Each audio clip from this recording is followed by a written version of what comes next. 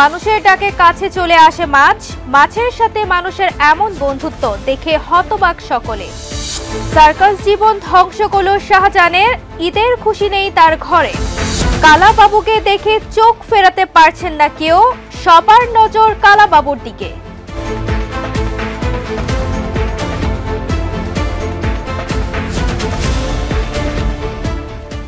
এখন যে কোনো ব্র্যান্ডের পুরাতন এসি বদলে নতুন ওয়ালটন এসিতে উপভোগ করুন 25% ছাড়।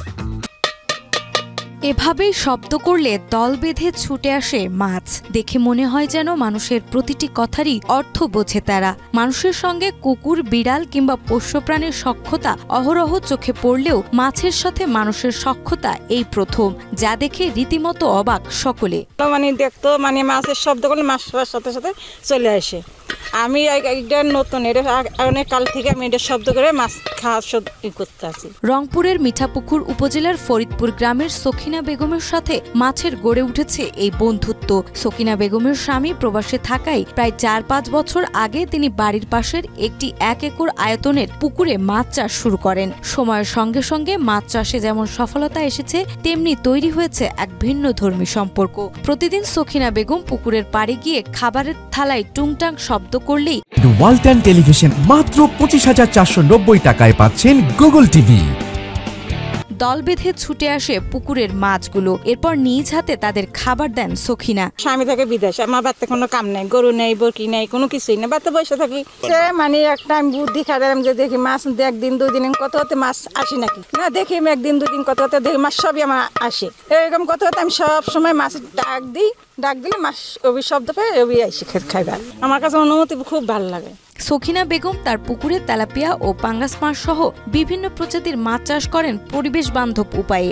বিশেষ করে অফ ফ্লেভার মুক্ত পদ্ধতিতে মাছ চাষ করে পেয়েছেন আশাতীত সাফল্য। 2 বছর আগে স্থানীয় একটি সংস্থা থেকে প্রশিক্ষণ গ্রহণ করে তিনি মাছকে পচা খাবার বা মুরগির বিষ্ঠা না দিয়েই স্বাস্থ্যকর খাবার দেওয়ার পদ্ধতি শিখে নেন। এতে করে মাছ যেমন সুস্বাদু হচ্ছে, তেমনি চাষের পরিবেশও হচ্ছে টেকসই। পাঙ্গাস আছে, রুই আছে, সিলভার আছে, পুঁটি আছে, বাটা আছে, মিরকে আছে, কার্পু আছে, গ্লাস কাপ আছে, সবই আছে। আমরা সকলের থেকে বুদ্ধি অনুমতি বুদ্ধি দিয়েছে, তারপর বুঝাই আমরা ফিট খাওয়াই মাছের গন্ধ মন্দ কিছুই নেই, এখন মাছ খুব ভালো।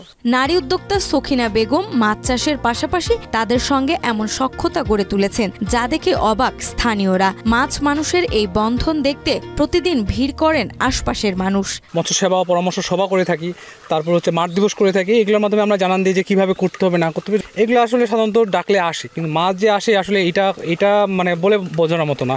এটা আসলে একটা অন্যরকম একটা অনুভূতি কাজ করে। আমরা যখন আসি দেখি, আমরা যখন বলি যে ডাকেন, তো যখন দেখি যে ডাকতেছে বা ওনার মুখে একটা হাসি আছে। স্থানীয়দের দাবি ইতিহাসে বিরল এমন মাছ মানুষের সখ্যতা। সেই সাথে তাদের প্রত্যাশা যুগে যুগে এভাবে বেঁচে থাকুক মানুষের সাথে প্রাণীর ভালোবাসা। নাজমা, মাই টিভি। সার্কাস জীবন ধ্বংস করল শাহজাহানের। সামনে ঈদ, ছেলেকে কিছু দিতে পারবেন কিনা তাও জানেন না তিনি। ভারাক্রান্ত মনে এভাবেই কথাগুলো বলছিলেন সার্কাস ও যাত্রাপালার অভিনয় শিল্পী প্রতিবন্ধী শাহজাহান আলী। কাজকর্ম বন্ধ হয়ে গেছে, সার্কাস যাত্রা এখন চলে না চলার কারণে আমার একটু সমস্যা আছে। হ্যাঁ, 2টা মেয়ে, একটা ছেলে, এদের চালাইতে পারতেছি না। কুড়িগ্রামের ফুলবাড়ি উপজেলার সদর ইউনিয়নের সীমান্ত ঘেঁষা কুটিশচন্দ্রখানা গ্রামের বাসিন্দা প্রতিবন্ধী শাহজাহান আলী একসময় দেশের বিভিন্ন স্থানে সার্কাস ও যাত্রা দলে অভিনয় করে মানুষকে হাসিয়েছেন তিনি। দীর্ঘ 17 বছর ধরে যাত্রা ও সার্কাসের মঞ্চে কাজ করে সংসার চালিয়েছেন। কিনেছেন ঘরের ভিটার 8 শতক জমিও। এখন বয়স ও প্রতিবন্ধকতায় কাজের ক্ষমতা হারিয়ে খেয়ে না খেয়ে জীবন কাটাচ্ছেন স্ত্রী সন্তান নিয়ে। ওয়ালটন টেলিভিশন মাত্র 25,490 টাকায় পাচ্ছেন গুগল টিভি। বিএলএল সার্কের যাত্রা 10 বছরের সাথে ছিলাম, 15-16 বছর, 17-18 বছর এরকম হবে। থাকার পরে এখন আমি তো কাজকর্ম বন্ধ হয়ে গেছে। এখন কেমনে আমি চলবো, আমি কোনো দিশা পাই না। হ্যাঁ, বউ বাল বাচ্চা নিয়ে আমার সমস্যা হয়ে গেছে। সেই আগে সার্কাস খেলা দেখাইতো, আর এখন বর্তমান তার নাই। সার্কাস যাবে সব এখন প্রায় বন্ধ। আমার ভাই দীর্ঘকাল থেকে বাসায় বসে আছে, কোনো কাজ নয়, কিছু তো করতে পারে না। একটি ছোট মুদি দোকানই এখন তার একমাত্র অবলম্বন। সড়কের পাশে থাকা দোকানটিতে মালপত্রের অভাব, আয় দৈনিক 100 থেকে 150 টাকা। এ দিয়ে চালাতে হয় পুরো সংসারকে। তবে সবচেয়ে কষ্টের জায়গা এবার ঈদ। গত ঈদে স্ত্রী সন্তানকে দিতে পারেননি নতুন কাপড়, এবার একমাত্র ছেলেকে জামা কিনে দেবেন বলে প্রতিশ্রুতি দিয়েছিলেন, কিন্তু সামর্থ্য আছে কিনা তা নিয়ে এখন সংশয়। একটা দোকান দিয়েছি, তা মাল টাল নাই, সামান্য কিছু মাল তুলেছি, হ্যাঁ চলে না, 200 টাকা বিক্রি করি, হ্যাঁ খুলি নাই, একদিন খুলি একদিন বন্ধ থাকে, এইভাবে আমার জীবন যাপন করতেছি। শাহজাহানের একমাত্র ছেলে তাজুল ইসলাম নিজেও শারীরিক প্রতিবন্ধী। তাজুল এখনো পড়াশোনা করে, কিন্তু ব্যয় চালাতে পারছেন না শাহজাহান। স্থানীয়রা জানান, দীর্ঘদিন ধরে শাহজাহান আলী মানবেতর জীবনযাপন করছেন, কোনো রকমে দিন পার করছেন পরিবার নিয়ে। একটা ছেলে আমার মতন প্রতিবন্ধী, আমার চেয়ে দুর্বল, আমি চলতে পারি না, আমি তো আসতে পারি না, যাওয়া আসা করতে 8 টাকা লাগে। আমার পড়ার ইচ্ছা আছে, যদি কেউ সাহায্য করে তাহলে পড়াশোনাটা এগিয়ে যেতে ভালো হবে। সরকারি সহায়তা ও বিত্তবানদের দানই এখন শাহজাহানের পরিবারের শেষ আশ্রয়। তাই শাহজাহান সহ স্থানীয়দের দাবি, বিত্তবান বা সরকার যেন এগিয়ে আসে তাদের সাহায্য সহযোগিতায়। সরকার যদি আমাকে একটু সহযোগিতা করে তাহলে আমি একটু চলতে পারতাম। আমার একটু ভাইয়ের দিকে একটু সবাই একটু আর কি দেখবেন। মানুষকে হাসানো এই মানুষটির এখন প্রয়োজন একটু সহানুভূতি, একটু ভালোবাসা। তাই সকলকে এগিয়ে আসার আহ্বান সচেতন মহলের। কবির চৌধুরী, জয়, মাই টিভি।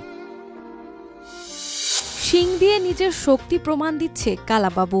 কোরবানির ঈদকে সামনে রেখে দেশ জুড়ে জমে উঠেছে কোরবানির পশুর প্রস্তুতি। এ সময় বাজার মাতাতে দেখা মিলেছে কালাবাবুর। বিশাল আকৃতির এই দেশি ষাঁড় নজর কাটছে সবার। শুনলাম যে দেশি জাতের বড় একটা গরু আছে, দেখার জন্য আসছে, দেখলাম না গরুটা অনেক বড়ই হবে।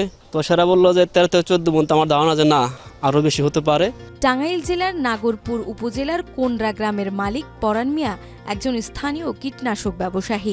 তিনি জানান, 3 বছর আগে গ্রামের হাট থেকে একটি দেশি গাভী কিনেছিলেন। তার ঘরেই জন্ম নেয় কালো রঙের একটি বাছুর। পুরো শরীর কালো রঙের হওয়ায় জন্মের সময় থেকেই গরুটির নাম রাখা হয় কালাবাবু। সেই থেকেই সন্তানের মতোই লালন পালন করছেন তিনি। এখন সে বিশাল আকারের ষাঁড়ে পরিণত হয়েছে। গরুটা 3 বছর যাবৎ পালতেছি। বাচ্চাটা ভূমিষ্ঠ হয় তখন কালা হচ্ছিল, ওই কালাবাবুই রাখছিলাম। পরাণ মিয়ার ভাষ্য অনুযায়ী বর্তমানে গরুটির ওজন 14 থেকে 15 মণ। দৈনিক খাবার হিসেবে কালাবাবু খায় 10 কেজি তরল ও দানাদার খাদ্য, যার মধ্যে রয়েছে কাঁচা ঘাস, চালের কুড়া, ভুসি, ভুট্টা, অ্যাঙ্কর, খৈল ও কলা।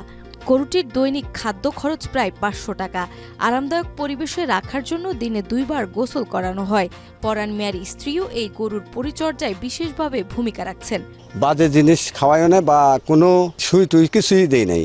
আমি শুধু ভুসি, তাজা ঘাস, এমনকি ক্ষীর, এই 3টাই খাওয়াই। শখ করে বড় করছি যে একটা সার বানাম, দেশি সার। কষ্ট লাগতেছে আমার।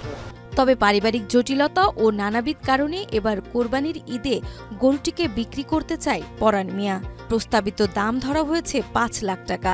তবে ক্রেতারা চাইলে নিজেরাই দেখে বুঝে দরদাম করে নিতে পারবেন।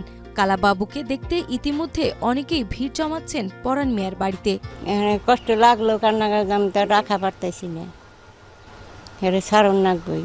এনে কারণে হেরে পারা কষ্ট দেখে কাজে আমি গরুটা ছাড়তেছি। শুনলাম যে কোনোরা বড় গরু আছে, ঠিক আছে, সেই গরুটা আমি দেখার জন্য আসলাম। দেশি গরু, ঠিক আছে, তার দেখে বেশ ভালো পছন্দ হইল আমার। টাঙ্গাইল জেলা প্রাণী সম্পদ অধিদপ্তরের তথ্য অনুযায়ী এবছর জেলার চাহিদা অনুযায়ী পশু প্রস্তুত করা হয়েছে বেশি।